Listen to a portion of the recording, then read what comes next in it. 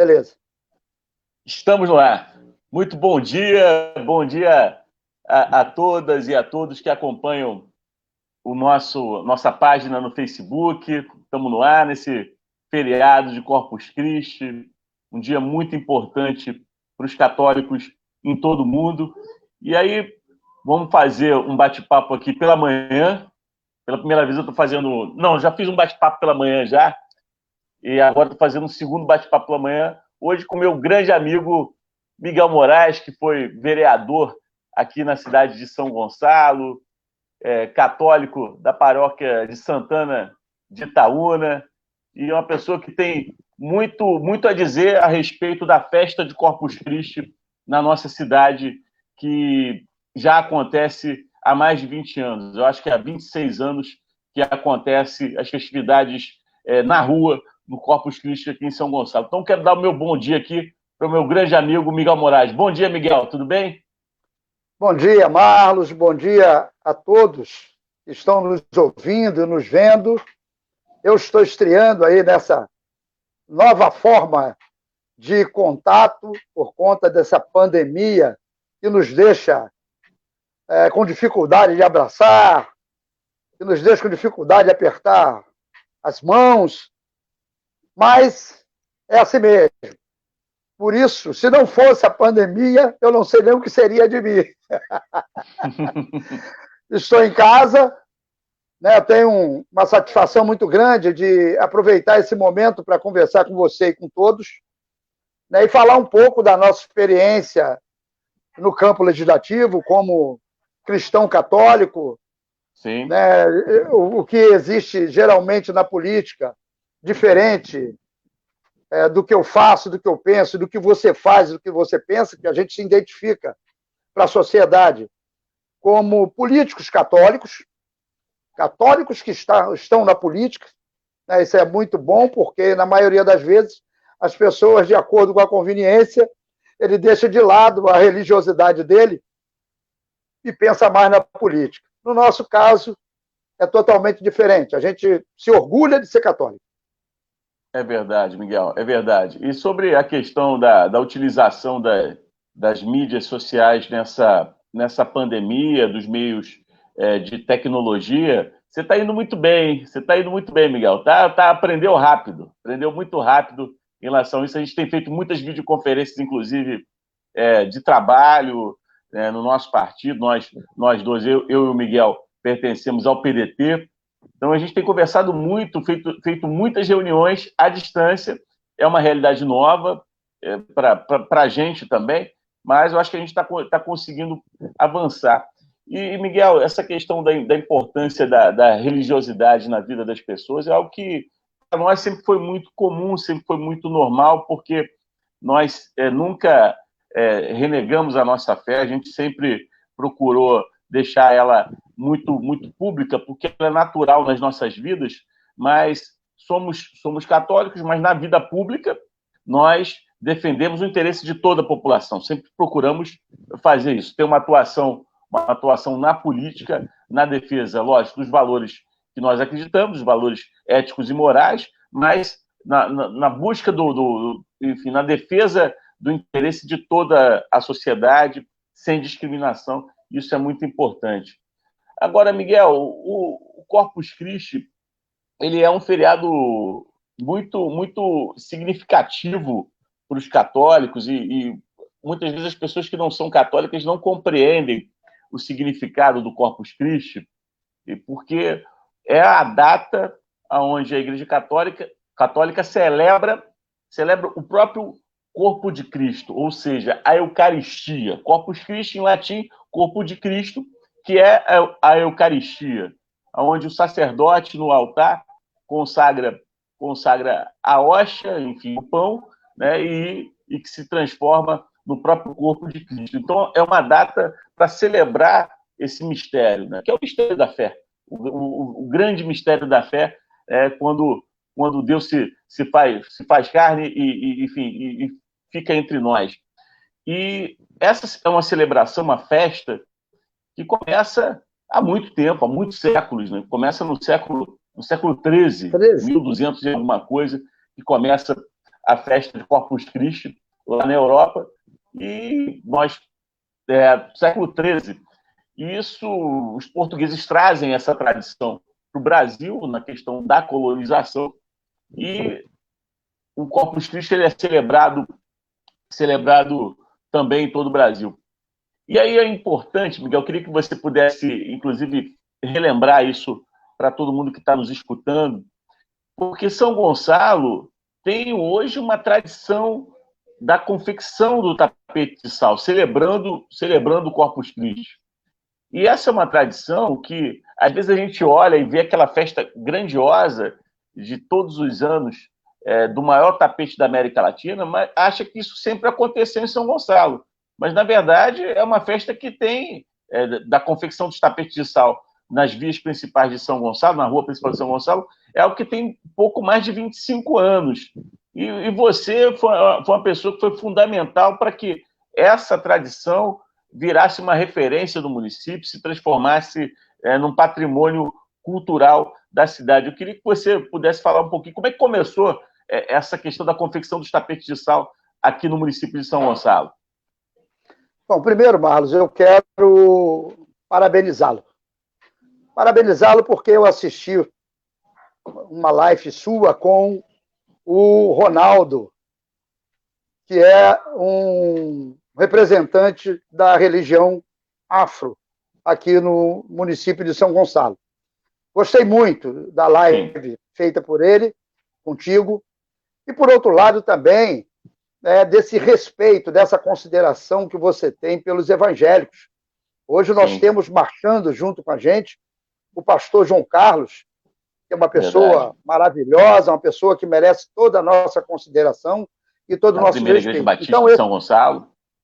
Exatamente. Então, por esse entendimento de que a religiosidade, independente da denominação, está acima de tudo, esse entendimento que você tem, é que eu te parabenizo por isso, entendeu? Acho muito bom, muito importante. Eu, lá, quando estava secretário em Maricá, nós tínhamos uma subsecretaria da religiosidade, e que contemplava vários segmentos religiosos. E eu acho que aqui a gente não pode fazer diferente. E, graças a Deus, você tem essa mesma linha de pensamento.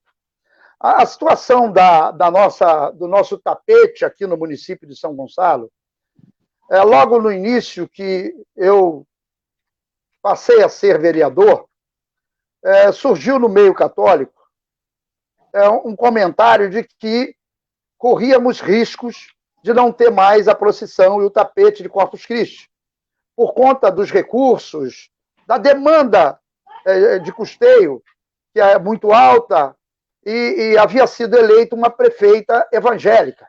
E diziam, olha, a prefeita está tirando todos os crucifixos dos gabinetes. E eu fui chamado por alguns párocos, pelo nosso querido padre Ademar, que era o vigário-geral da nossa... Padre Ademar, nosso grande amigo, que está em Maricá ainda, ele, Miguel? Rapaz, eu acho que sim. Eu acho que sim. Eu não tenho certeza, não. Eu acho que sim. Padre Ademar Pimenta é coisa maravilhosa, coisa boa. E de forma que ele disse, Miguel, você é vereador, está vereador, mas você é católico. E o que podemos fazer diante desses riscos que as pessoas levantam de preocupação com relação à nossa festa religiosa? Eu disse, padre, uma das maneiras de se resolver, definitivamente, é preparando um projeto de lei que assegure a transformar em patrimônio público, cultural e religioso a procissão e o tapete de Corpus Christi. Transformando em lei, tudo se resolve. E ele disse, eu preciso ouvir os párocos para que ouvir a opinião deles. E marcaram uma reunião lá na paróquia de Nossa Senhora Aparecida, na época era o padre Marcos, que estava lá e agora retornou. Verdade. Nosso amigo padre Marcos Drummond. Exatamente, exatamente. E lá fizemos a primeira reunião, eu apresentei um projeto, e esse projeto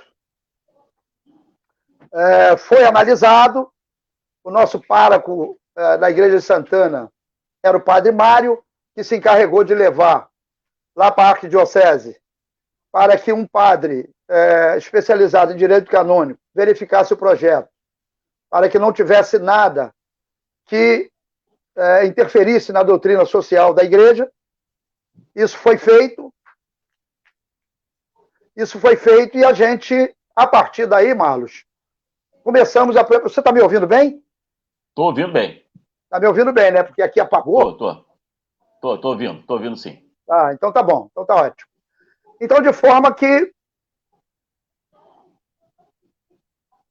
E nós tínhamos uma dificuldade.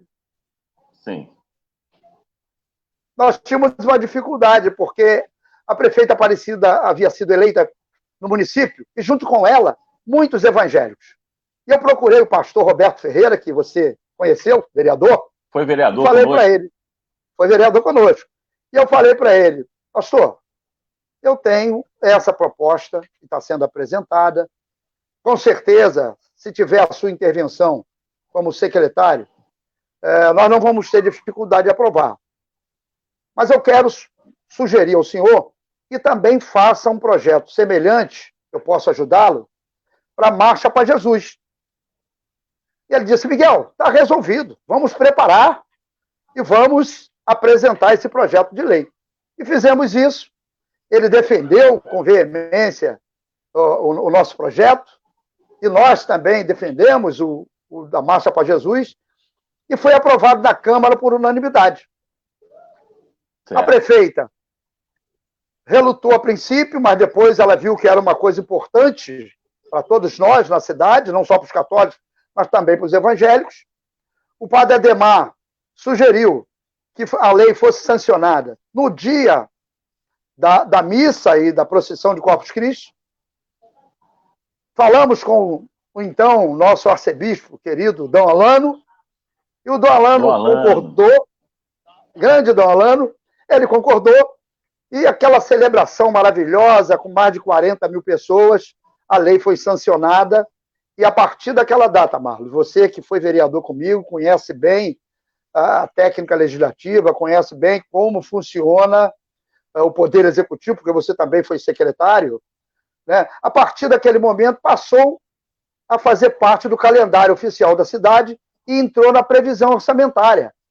Não ficou mais de forma clandestina, e sim uma coisa oficial. E a partir daí, né, a gente tem essa maravilha que na cidade, que é considerado um dos maiores tapetes do mundo, maior, com certeza, da América Latina, né, com mais de 1.500 metros, quer dizer, 1,5 km de tapetes de sal, uma coisa maravilhosa. A gente consegue mobilizar, Marlos, na véspera, que você sempre acompanha comigo, né, mais de 15 mil pessoas mobilizadas do Vicariato Alcântara, do Vicariato São Gonçalo, e aquela juventude enorme, demonstrando ali toda a sua criatividade na confecção, nos desenhos, aquela forma arquitetônica de montar os tapetes. E, infelizmente, este ano nos deparamos com uma situação muito triste, que é a presença da pandemia, não só em São Gonçalo, mas em todo o Brasil. É verdade. Enfim, e nesse ano, em virtude da pandemia, dessa situação de saúde pública gravíssima que o Brasil está vivendo, quase 40 mil pessoas já faleceram de Covid-19, um aumento a cada dia do número de óbitos, ontem mais de 1.300 óbitos confirmados.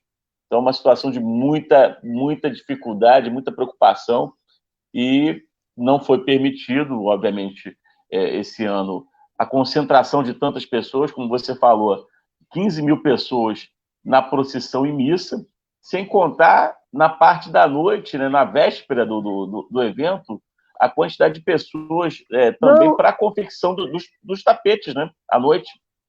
Eu já cheguei, Marlos, a quantificar. Na preparação chega a quase 15 mil. E no dia da procissão, só na preparação. no dia, chega a quase 50 mil pessoas. A gente, além da presença... E missa, né? Na procissão e missa. E por quê? Porque diversas cidades do estado do Rio de Janeiro, diversas arquidioceses, mandam também pessoas para participarem da nossa missa e da nossa procissão. Então, é uma coisa que tem uma participação muito forte de muita gente. E isso, economicamente falando, para a nossa cidade, é uma coisa muito grandiosa também, porque está gerando divisas. Não só levando o nome da nossa cidade para o Brasil e para o mundo, mas também gerando divisas internas por conta do consumo que as pessoas vêm para a nossa cidade consumir. Importante você falar sobre isso, sobre essa questão, desse aspecto turístico e econômico também de um evento como esse, que é um evento religioso. E aí poderiam pensar, não, o Marlos e o Miguel estão defendendo a questão do tapete de Corpus Christi porque eles são católicos. Mas a questão não é só essa, né? Enfim, nós, como católicos, nós temos a devoção ao Santíssimo Sacramento, né? E a questão da celebração da festa eucarística. Mas essa festa hoje representa um momento marcante do nosso município e do ponto de vista de uma agenda positiva, porque todos os anos São Gonçalo ela é noticiada no Brasil inteiro, no Brasil todo, a respeito desse tapete. Então, como é que isso gera uma mídia positiva e espontânea? Se você tivesse que pagar, por exemplo, 1 minuto de comercial na Rede Globo para falar sobre São Gonçalo, quanto que isso seria? Quanto você quantificaria isso? E o tapete proporciona isso. Todos os anos se fala de São Gonçalo no Jornal Nacional, no Jornal Hoje, nos telejornais de outros canais, na internet. Então, as imagens dos tapetes que são confeccionados são fotografadas e todo mundo vai compartilhando, vai mostrando esse momento bacana. Então, você falou muito bem.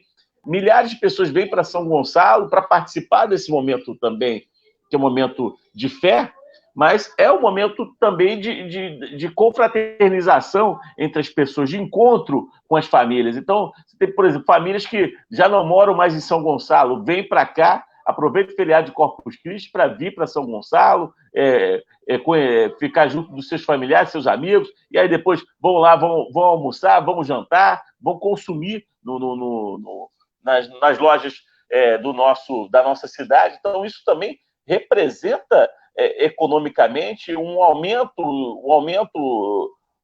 do consumo na cidade, e isso gera receita para o município, sem dúvida nenhuma.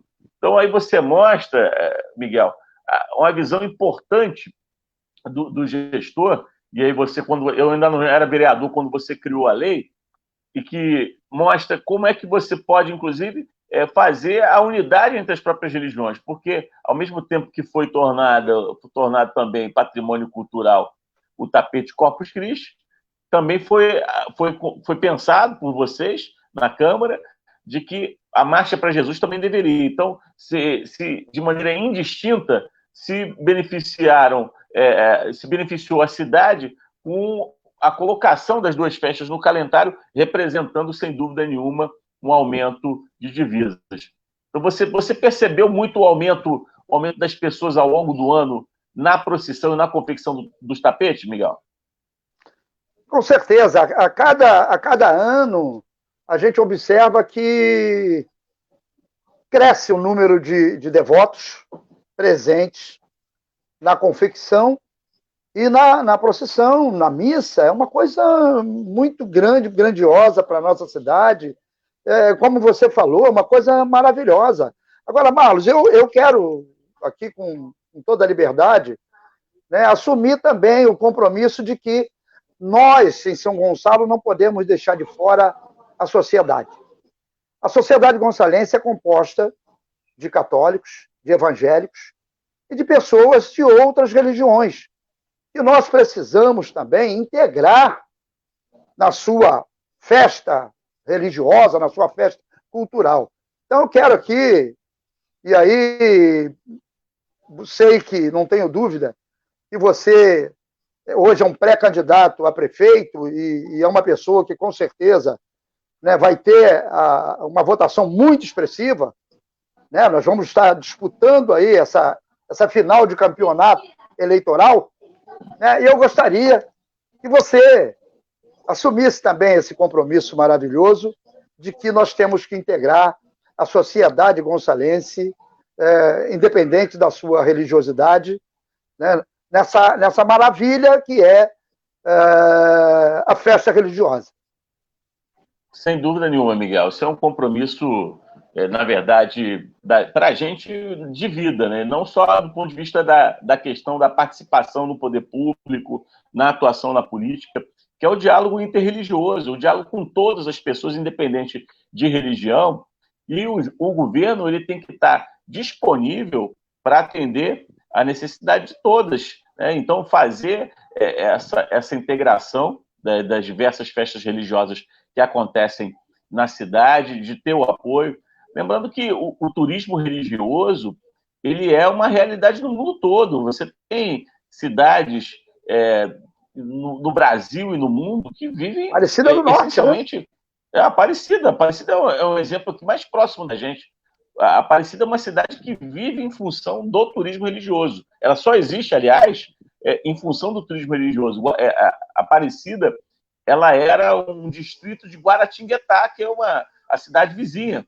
Inclusive tem lá o santuário também lá do Frei Galvão, Santo Galvão, que nasceu ali do lado. Então você tem uma região onde, aquela região do Vale do Paraíba, uma região onde o turismo religioso é muito forte e acho que é uma das principais atividades econômicas, mesmo sendo uma região que você tem muitas indústrias, você tem muitos negócios ali nas margens da Dutra, mas o turismo religioso ele também é importante, porque ali, só ali proximamente, ali em torno de 30 quilômetros, você tem Canção Nova, você tem Santuário do Frei Galvão, tem também o Santuário da Renovação Carismática e tem ainda Aparecida. Então, essa é uma realidade do mundo onde o poder público não pode ficar realmente de fora. Eu queria aproveitar, Miguel, eu acho que tem alguns comentários de alguns amigos que estão acompanhando a live, para poder ler alguns comentários.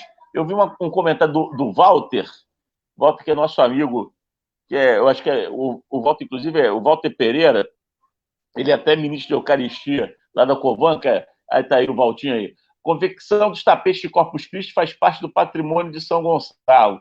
Parabéns, companheiros Marlos e Miguel Moraes. Então, Valtinho, um abraço aí, Valtinho, nosso companheiro também do PDT, ministro de Eucaristia, lá da paróquia de Santo Antônio da Covanca. Então, a gente tem aqui alguns o Tiago dos Anjos falando, o tapete é um patrimônio histórico e cultural da nossa cidade, sem dúvida, Tiago, um abraço. Esse é um patrimônio que tem que ser preservado, Então, quando o Miguel tem essa ideia, como vereador, de preservar, do ponto de vista jurídico, na cidade, o tapete, é para que ele não tenha risco no futuro. Paulo Pessoa Júnior, bom ver meus amigos juntos, grande abraço, ô Paulo, um abraço, satisfação aí, tá, que você está acompanhando essa nossa live. Então, não é privilegiar religião alguma, e sim fazer com que a cidade possa desenvolver um outro potencial, que é essa questão do turismo religioso. E aí, dentro dessa questão ainda do turismo religioso, Miguel, você conhece bem, até porque você mora em Itaúna, você conhece bem a Ilha de Itaoca. E é uma região onde você sempre atuou muito. E na Ilha de Itaoca nós temos também uma preciosidade do ponto de vista histórico, também para a nossa cidade e religioso, que é a Capela da Luz, né? O que você acha que pode ser feito para melhorar ali o acesso, o turismo ali na Praia da Luz, que é uma beleza natural fantástica para São Gonçalo, e que você ainda tem ali uma capela de séculos lá preservada? Bom, primeiro é a restauração, né? Acho que precisamos restaurar toda aquela estrutura construída há muitos anos. E a grande realidade, Marlos, nós chegamos a elaborar um projeto que seria um acesso via ali na direção da Praia da Boioa, que é justamente um trecho que não faz parte da APA, seria construído ali uma passarela, que é uma ponte que atravessaria ali próximo ao Piscinão, e que desembocaria diretamente na Praia da Luz. Seria um dos acessos. A outra Porque coisa você diminuiria é muito. Diminuiria, só para fazer um parêntese nessa ideia, Miguel, uma ponte ali na região do Piscinão, do shopping, ligando a Ilha de Itaoca, diminuiria o acesso em, sei lá, mais de meia hora, pelo menos, não é isso? muito mais, muito mais. Por outro Muito mais, né? lado, nós temos uma via bastante prejudicada, né, por ter manguezais de um lado e do outro, a área é muito baixa, está muito próximo ao nível do mar. Nós teríamos que recuperar aquela estrutura ali, não só para viabilizar a ida até a nossa paróquia, lá a nossa igrejinha da Luz, mas também para resolver a situação da população daquela região que é prejudicada por tudo. Tem uma escola que funciona mal e porcamente. Nós temos um postinho de saúde onde os profissionais de saúde têm dificuldade de ter acesso, os médicos, enfermeiros, né, e até mesmo os nossos companheiros, que você conhece muito bem, os profissionais da área da saúde, do programa Saúde da Família, toda essa dificuldade prejudica muito a população daquela região. E eu acho que a gente precisa parar para pensar não só na conservação da nossa igrejinha lá da Luz, né, da acessibilidade pela BR-101, que corta o Brasil de norte a oeste, e de norte a sul e de leste a oeste, né, que facilitaria, que integra todos os bairros de São Gonçalo, mas também a gente pensar na população daquela comunidade. Não, sem dúvida, porque o governo, enfim, tem que ter esse olhar. Tem que ter esse olhar. E nós temos ali uma região de um grande potencial turístico e que está, infelizmente, abandonada pelo poder público, e também há um potencial econômico para aquela região, inclusive em virtude das obras que foram feitas pelo Compete, que você acompanhou bem. Você, inclusive, foi presidente da comissão de acompanhamento do PAC, eu me lembro disso, aí eu já estava na Câmara como vereador, você chegou lá um mandato antes de mim, mas eu me recordo bem que você foi presidente da comissão de acompanhamento das obras do PAC, e foi feito aquele pier na Praia da Beira, a estrada Runos, né, que vai até Itaboraí, e hoje aquela área está abandonada, né, Miguel, que poderia estar ali sendo utilizada para o desenvolvimento econômico de São Gonçalo. Você acha que tem solução aquilo ali? Dá para a gente ainda recuperar aquela área para o desenvolvimento econômico de São Gonçalo? Com certeza, Marlos. Primeiro, seria importante a gente voltar um pouquinho no tempo. Eu participei da comissão de acompanhamento. Antes existia um debate se seria em Itaguaí, se seria em Campos. E depois nós tomamos conhecimento de que não seria em Itaguaí, não seria em Campos, começamos a pensar em Guaxindiba, para ser a sede do Comperj. E na análise feita pelos engenheiros da Petrobras, na Câmara, com a nossa presença, através de uma audiência pública que nós tivemos a oportunidade de realizar, eles disseram, olha, o espaço é muito pequeno, você tem uma BR no meio e não temos a mínima condição. O que pode ser feito é um centro de distribuição de derivados na região de Guaxindiba. E ficou a coisa acertada assim, e fomos buscar o espaço lá da área de Itaboraí, mais precisamente entre Sambaitiba e Itambi, né? E aquela área de uma planície maravilhosa, e foi aprovado pelo então presidente da República, Luiz Inácio Lula da Silva, como sendo o Comperj seria instalado ali. E depois, a Petrobras nos respondeu dizendo o seguinte, olha, vai ficar difícil também o centro de derivados de petróleo ser em Guaxindiba, porque é uma região de que tem muitas casas, a população é muito grande, muito densa naquela região, e tem determinados produtos que são cancerígenos, de origem do petróleo.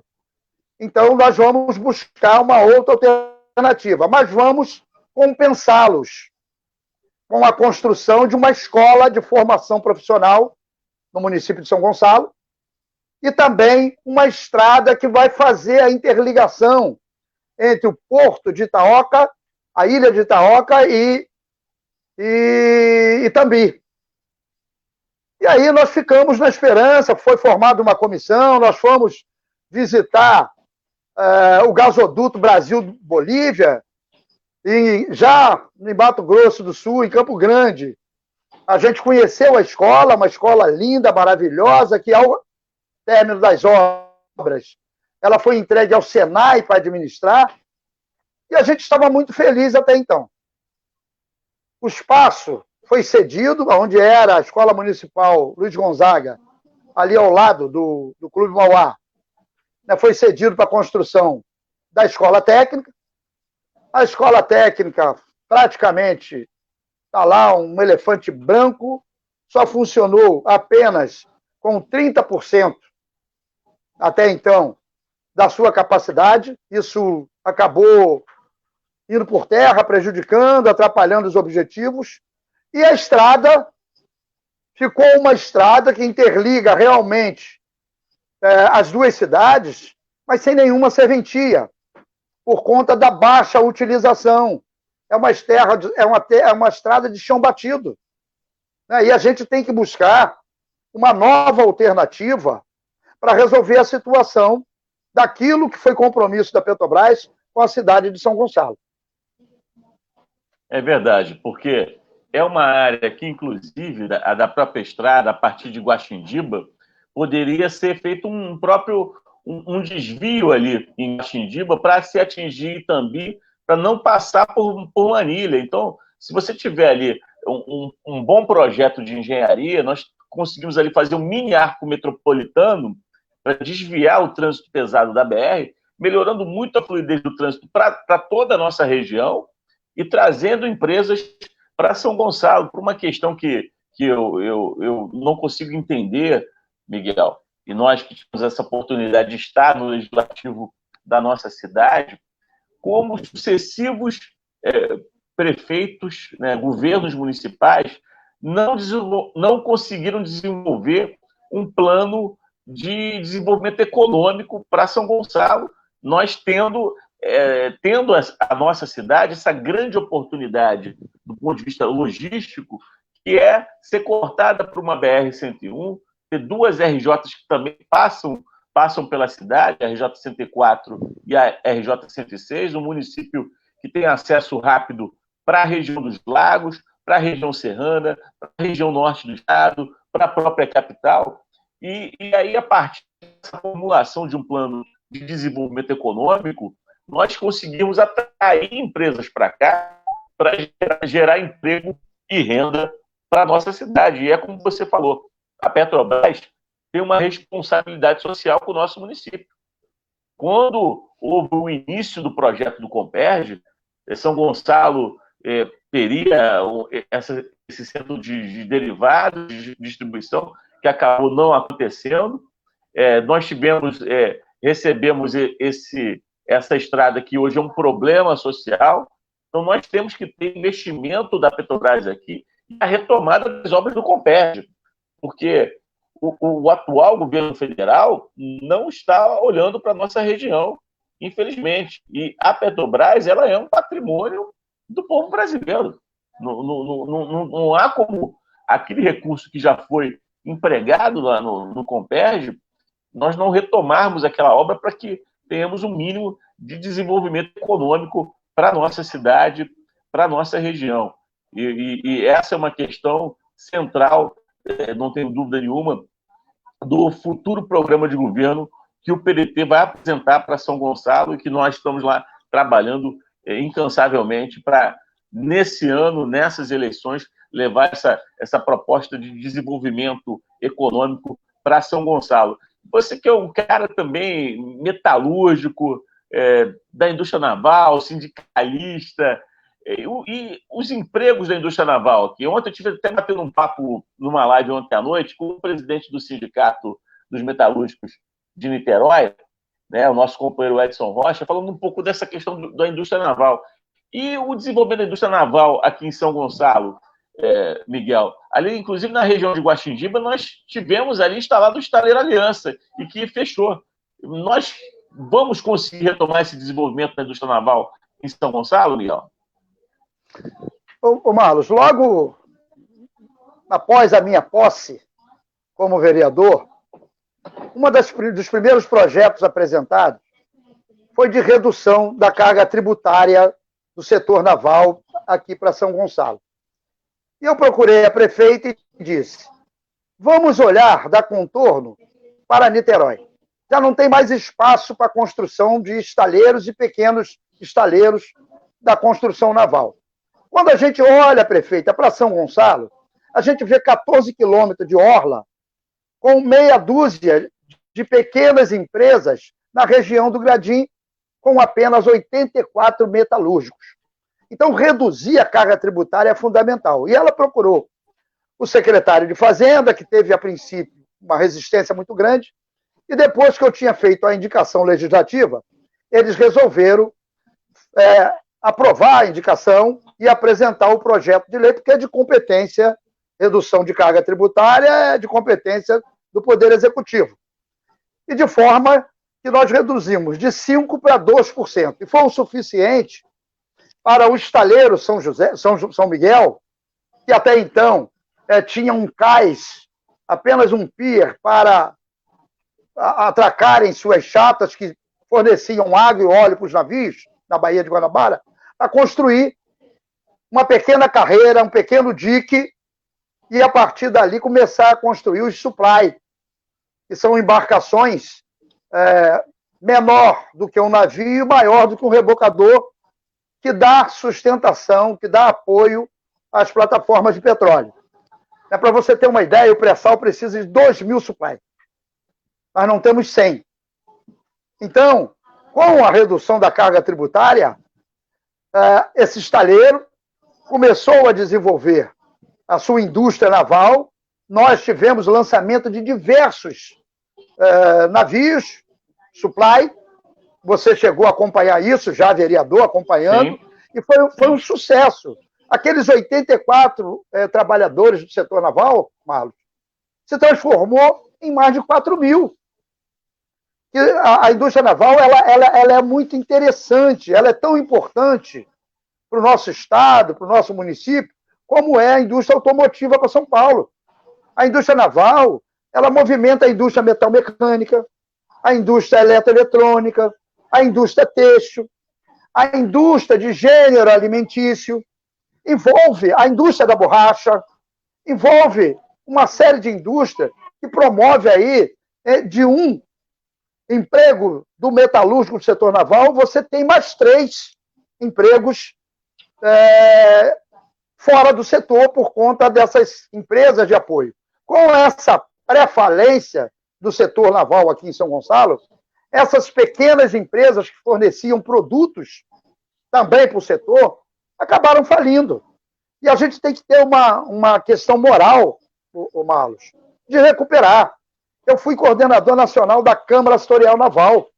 E nós tive o prazer de coordenar um grupo de trabalho para recuperar o setor naval no Brasil.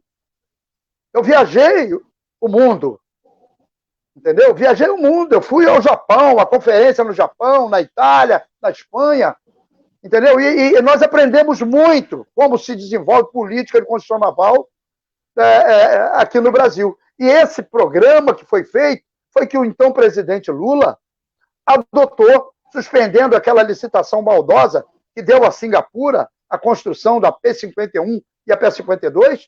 O Lula assumiu esse compromisso com a gente e simplesmente suspendeu o processo licitatório e criou um novo processo licitatório com conteúdo mínimo. 70% da mão de obra brasileira e 60% dos produtos nacionais.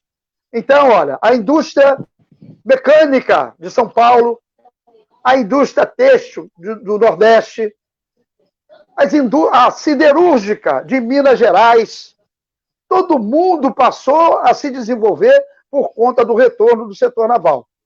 Infelizmente, ontem eu estava ouvindo o nosso companheiro Edson falar, por conta do desinteresse do governo federal, do governo estadual, da indústria naval. Mas é necessário que a gente mobilize o Brasil. E aí eu conto com você, meu companheiro, para nos ajudar nessa tarefa, porque eu me lembro muito bem que nós começamos uma luta lá em Angra dos Reis, com o prefeito Luiz Sérgio, em Angra dos Reis, e conseguimos estender essa luta para o Brasil todo. Então, agora, essa luta, com certeza, a partir do ano que vem, vai ser com o Marlon Costa. Com certeza, São Gonçalo vai entrar nessa guerra para recuperar o setor naval. Vamos estar junto, Miguel, e vamos fazer uma live específica sobre isso, sobre desenvolvimento econômico, que é uma pauta fundamental, e aí também acho que você está muito, muito correto. O caminho é esse. O desenvolvimento, a promoção do desenvolvimento econômico se faz através dos municípios. Se não tiver luta nos municípios, a gente não vai ter sensibilidade do governo federal, do governo do estado, para que a retomada do desenvolvimento econômico do estado aconteça. E não tenho dúvida, vamos fazer uma grande mobilização a partir de São Gonçalo pela retomada da indústria naval. Eu queria, antes da gente encaminhar para o final, que a gente já tem mais de 40 minutos de live, ver alguns comentários também, ler alguns comentários de algumas pessoas que passaram, alguns amigos e amigas que passaram por esse nosso bate-papo agora. Vi que o Altair Amarante fez ali um comentário, o Paulo Neres aí, Paulo Neres está falando, grande Marcos, grande Miguel, nossa São Gonçalo precisa de vocês, ver vocês alinhando o debate, pensando em novas possibilidades para a cidade, me deixa muito feliz. Forte abraço, estamos juntos. Um grande abraço aí, Paulo. Paulo, nosso grande amigo Paulo Neres. Grande Paulo. Altair Amarante também falou alguma coisa também. Bom dia, meu futuro prefeito. Bom dia a todos. Como já falei, estou trabalhando mais, vou olhando quanto posso. É isso aí, Altair. Vamos trabalhando aí por Guaxindiba, hein, cara? Aí. Muito bom esse papo com o Miguel Moraes falando de Guaxindiba. Moro no Jardim Bom Retiro. Beleza. O Nado. Oi, Nado, tudo bem? O Nado foi papai agora. Nado, parabéns pelo nascimento da sua filha. Parabéns aí você e sua esposa. Então está sendo aí papai agora. Foi essa semana que o nascimento aí que o Nado e a esposa tiveram. Oi, Marlos. Valeu. Como aumentar a arrecadação de São Gonçalo e quais são as melhores estratégias para a administração pública municipal sair dessa crise que vivemos há anos? Então, Nado, enfim, essa é uma pergunta que dá para a gente fazer, na verdade, uma live inteira, né, Miguel? Dá para a gente desdobrar essa questão do aumento da arrecadação, o orçamento de São Gonçalo, que é apenas de 1 bilhão e 400 milhões, 1 bilhão e 456 milhões a previsão desse ano. Ele é insuficiente para atender as necessidades de São Gonçalo. E aí você precisa aplicar bem o recurso, o pouco recurso que tem, trazer recursos de fora, buscar, através de convênios, junto ao governo federal, ao governo do estado, e levar projetos para que esse recurso ele possa chegar, aumentar a arrecadação tributária. O Miguel deu aí um grande exemplo em relação à indústria naval. Você tinha um ISS mais alto para a indústria naval em São Gonçalo, isso há 15 anos atrás, se diminuiu o ISS através de uma lei do Miguel. E aí, qual foi o resultado? Não foi a queda da arrecadação, você diminuiu o imposto e aumentou a arrecadação, porque mais empresas vieram se instalar aqui. Então, vê um exemplo, o Estaleiro Aliança foi ser implementado em São Gonçalo, lá em Guaxindiba.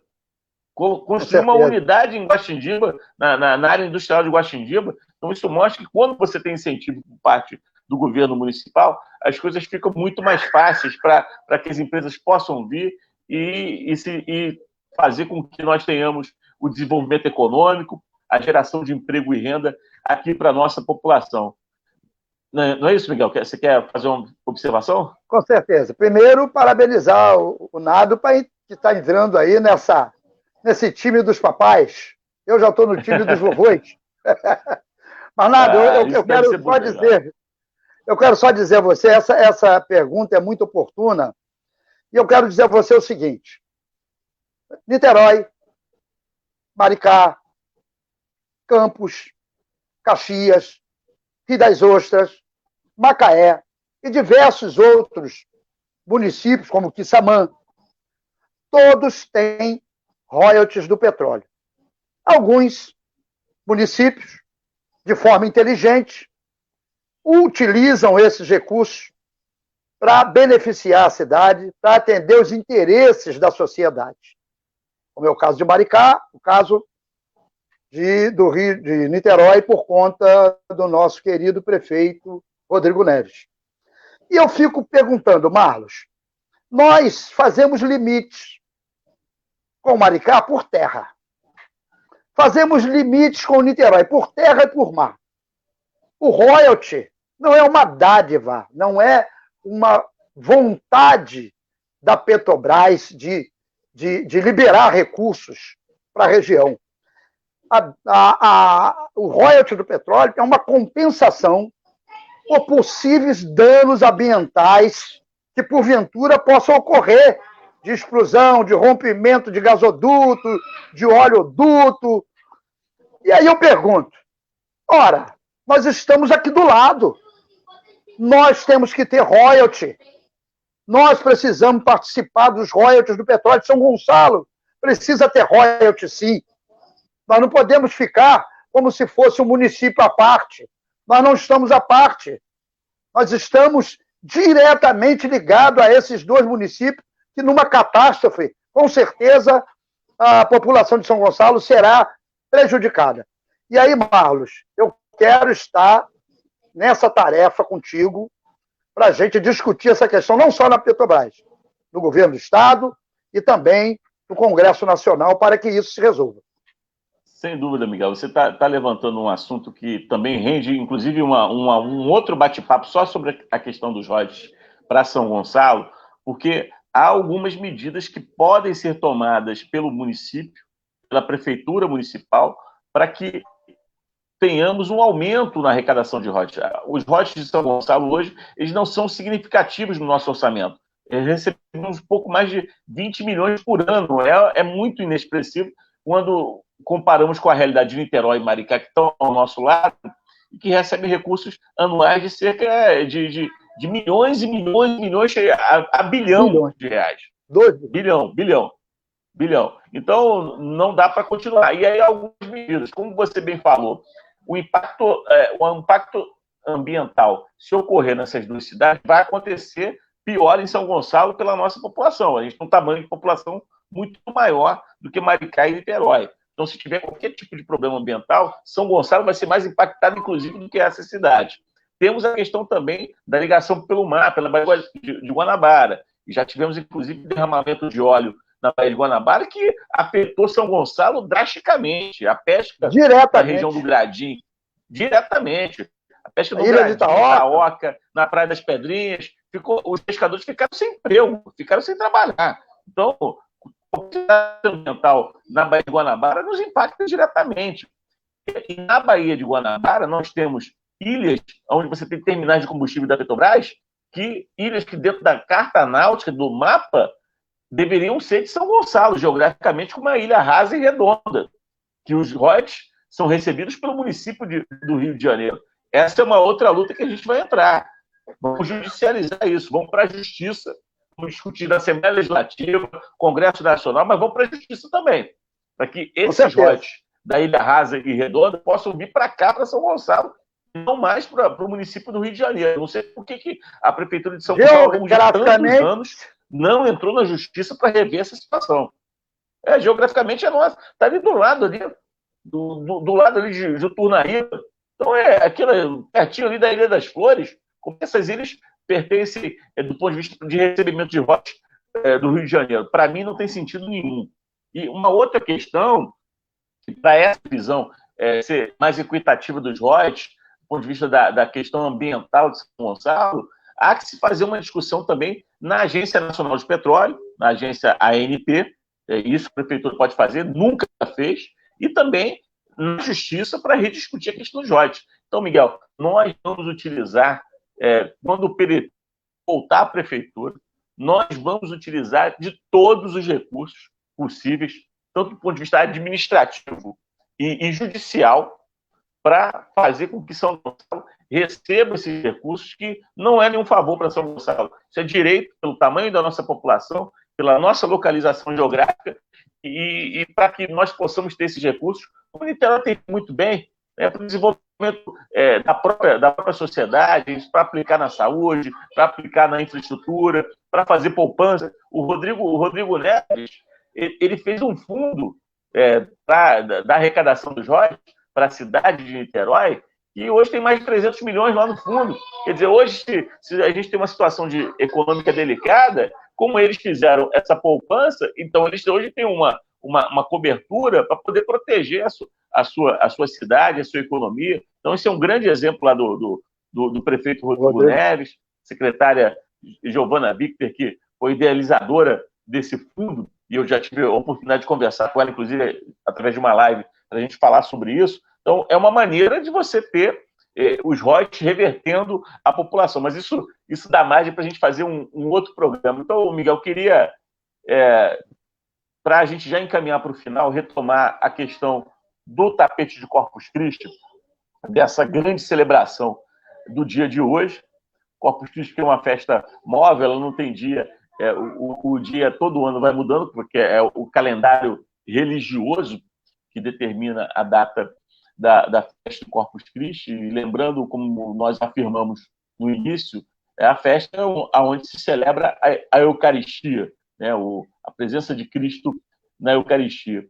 E mostrando a importância dessa celebração em São Gonçalo, e aí eu me recordo que, ao longo desses 26 anos, talvez seja o primeiro ano, talvez, eu posso ter me ausentado um ano ou outro, no máximo, mas eu não me recordo hoje de memória, porque desde quando começou a montagem dos tapetes, e eu, ali muito jovem, eu estou falando de algo que aconteceu há 26 anos, então estou 45, então eu tinha 19 anos quando começou 18 para 19 anos, a montagem dos tapetes de Corpus Christi em São Gonçalo, e junto com a turma da então Juventude Vicentina, aquela Juventude Vicentina que hoje está todo mundo aí com mais de 40 anos, como nosso companheiro Cosme, que também foi presidente, assim como eu, do Conselho Central dos Vicentinos, aqui na região, e a gente se reunia para poder fazer aqueles tapetes. Então, eu passei por todas as fases do tapete, né? De ir lá com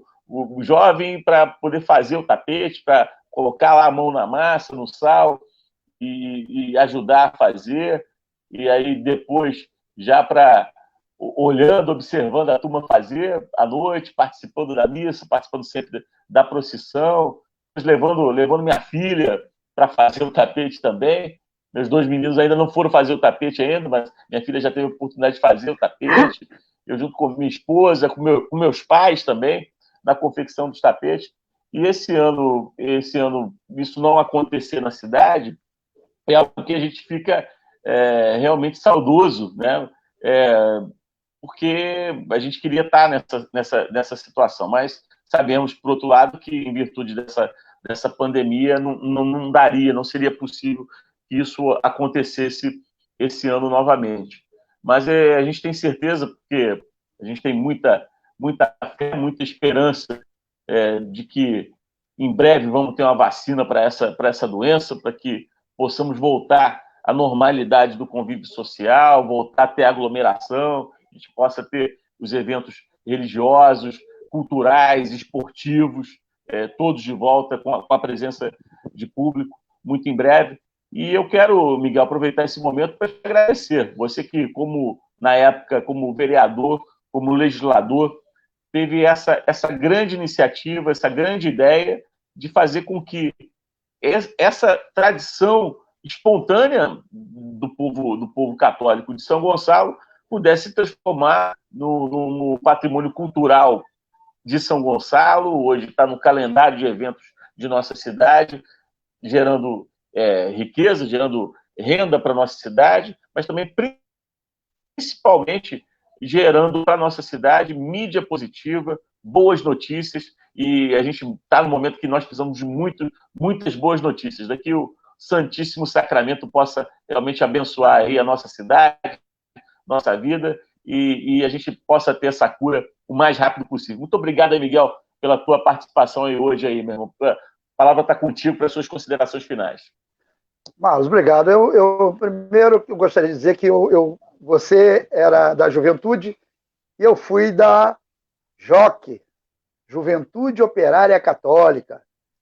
E lá, quando eu fui eleito dirigente sindical, nós, católicos, nos reunimos e descobrimos, rapaz, que uma grande maioria do sindicato eram católicos. E passamos a trabalhar, não só politicamente, mas também religiosamente no sindicato, né? Tivemos vários cursos de formação em diversas regiões do Brasil, ligado diretamente à Igreja Católica. Quero, Marlos, eu acho que eu tenho que te agradecer, né, da gente demonstrar para o nosso povo católico, né, quem é o Marlos Costa, quem é o Miguel Moraes, quais são os nossos compromissos. Tem gente que acha assim, não, eles só entendem da igreja. Não, nós entendemos de política pública. Nós sabemos qual é o verdadeiro papel de um prefeito. Nós sabemos qual é o verdadeiro papel de um governante. Sabemos também qual é o verdadeiro papel de um legislador. Eu espero que a gente tenha conseguido levar essa mensagem, né, de Corpus Christi. Infelizmente, hoje seria o grande dia, né, que é o final da procissão, do tapete. As famílias se reuniam, né, nos restaurantes daqui da cidade, ou em suas casas, com familiares, né? E, infelizmente, a gente está impedido por hora, por enquanto. Mas, se Deus quiser, no próximo ano, a gente vai estar mais forte e essa pandemia vai estar acabada, como você falou, está muito perto de se descobrir a vacina para, de uma vez por toda, acabar com essa situação. Eu gostaria de dizer o seguinte, tem um texto da CNBB que diz o seguinte: devemos fazer da política direito e dever de cidadania, a serviço da vida e a libertação integral de todos. Esse texto, Marlos, está num dos encartes da CNBB que fala sobre o cristão na política. Tem muita gente que acha assim, não, temos que separar a religiosidade da política. Não, nós não podemos ficar de fora de maneira nenhuma. Os espaços precisam ser ocupados pelas pessoas de bem, ligadas às religiões, para que possam defender os interesses da sociedade. Tem muito ateu, tem muito corrupto, e nós precisamos moralizar a nossa cidade, moralizar o nosso país. Então, obrigado aí a você, obrigado a todos que assistiram essa nossa live.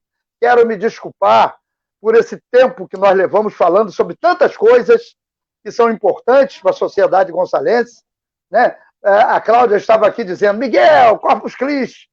E eu estou dizendo para a Cláudia, Cláudia, não é só assim, né? A gente precisa dizer para a sociedade gonçalense o que Marlos representa para São Gonçalo. E nós acreditamos muito em você, meu companheiro. Saúde, paz, felicidade, e nós vamos vencer essa barreira. A barreira do coronavírus, mas também a barreira na política. Muito obrigado, Miguel. Muito obrigado mesmo aí pelas suas palavras. E vamos em frente, temos muito trabalho a fazer ao longo desse ano, com muita fé, com muita esperança de que nós vamos ter, para a população gonçalense, o melhor projeto, sem dúvida nenhuma, de cidade que nós vamos apresentar nesse ano de 2020 para as futuras eleições. Então, quero mandar um abraço para todo mundo aqui, em especial um abraço para o Valber Dantas, que o Valber falou que fez um tapete em casa com os recursos dele lá, fez um tapete bacana em casa, e que falou que a filha dele, Emanuele, ajudou a fazer o tapete. Então, um beijo aí, Emanuele, um beijão para você ter feito o tapete, essa tradição. Está aí o comentário do Valber aí. Então, um grande abraço aí, um grande beijo para todo mundo que acompanhou. Teve muitas pessoas que estariam certamente hoje no tapete, na procissão de Corpus Christi, e outras pessoas também que nem são católicas também, mas que participaram, mas que sabem da importância cultural desse evento para São Gonçalo. Então, um grande abraço. E quero fazer um convite também, aproveitar e fazer um convite. E ele também passou por essa live aqui agora, que é o nosso amigo Beto Baiano. Ele passou por aqui, também já deu uma passadinha, mas Beto mais Baiano. Tarde... Beto Baiano, grande músico de São Gonçalo. Então, hoje à noite, às 7 horas, às 19 horas, nós teremos uma live aqui na minha página no Facebook com o Beto Baiano. Aí vai ser uma live diferente, Miguel. Eu prometo que vou falar pouco de política e vou deixar o Beto falar de música e ele tocar violão. E aí eu vou ficar lá escutando também. O Beto vai fazer uma apresentação para a gente também. A gente vai bater um papo, mas ele também vai tocar algumas músicas também de autoria dele. É importante nós termos também a cultura na nossa vida nesse momento, para que nós tenhamos mais força, mais esperança. Então, um grande abraço, Deus abençoe a todos, bom feriado para vocês. Obrigado aí pela presença e participação. Obrigado, Miguel. Valeu, Marlos. Só para encerrar também, para fazer o meu comercial, nós fizemos um comentário e vamos estar colocando agora na nossa página do Facebook tudo sobre Corpus Christi no Brasil e no mundo. Beleza, maravilha. É bom, é muito boa essa história, Miguel. Parabéns. Obrigado, pessoal. Um grande abraço. Valeu. Tchau. Valeu, pessoal. Vou agora preparar